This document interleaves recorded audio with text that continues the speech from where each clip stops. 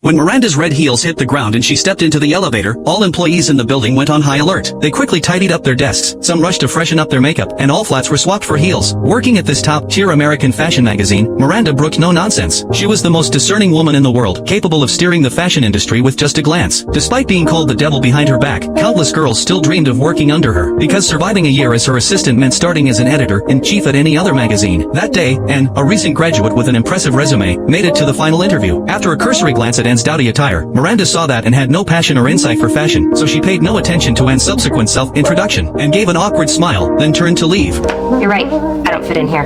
I am not skinny or glamorous, and I don't know that much about fashion, but I'm smart. I learn fast, and I will work very hard. I got the exclusive on the Cavalli for Gwyneth. But the problem is, with that huge feathered headdress that she's wearing, she looks like she's working the main stage at Golden Nugget. Thank you for your time. But in this top-tier company, no one cared how sweetly you spoke. Finally, Anne left the company building dispiritedly. At that moment, Miranda's assistant Emily called her, and just like that, Anne landed the job every girl craved. She happily toasted with friends to celebrate her successful interview, but she had no idea that a nightmare was about to begin. The next morning at 7, Anne was woken up by a phone call. Emily had already arrived at the company and told Anne to have the coffee ready before Miranda entered, and immediately set out to buy coffee on her way to the office. However, Miranda arrived in front of her. There's some reason that my coffee isn't here?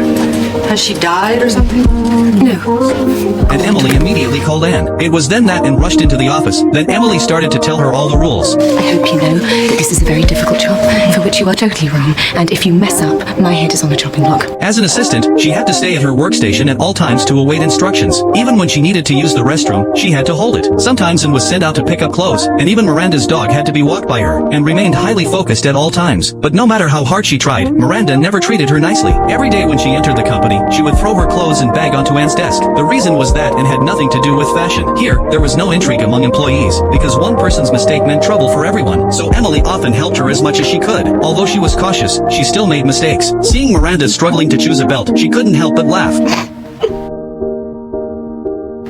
Something funny?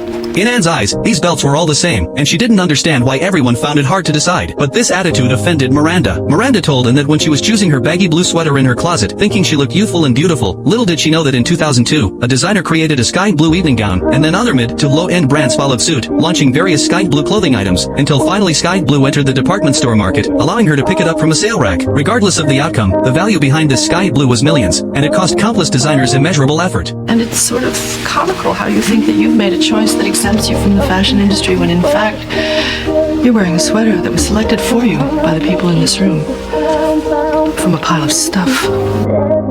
And was publicly humiliated by Miranda and could only confide in her boyfriend about the wrong she suffered at work. Her boyfriend advised her to find another job, but Anne believed she had to stick with this job for at least a year. After that, she could move on to any magazine she wanted. So during this period, no matter how Miranda treated her and how unreasonable the demands were, she tried her best to endure and fulfill them. However, she still underestimated how demanding this queen was. On a rare weekend, Anne was having dinner with her father for the first time in a long while, but halfway through the meal, the pager went off. Due to weather conditions, Miranda's flight was cancelled, yet she had to rush back to see her twin daughter's school play. So she demanded that Anne book a return flight for her immediately. It seemed that the dinner with her father would have to be cut short. What will happen next? Follow me, and I will update the next part soon.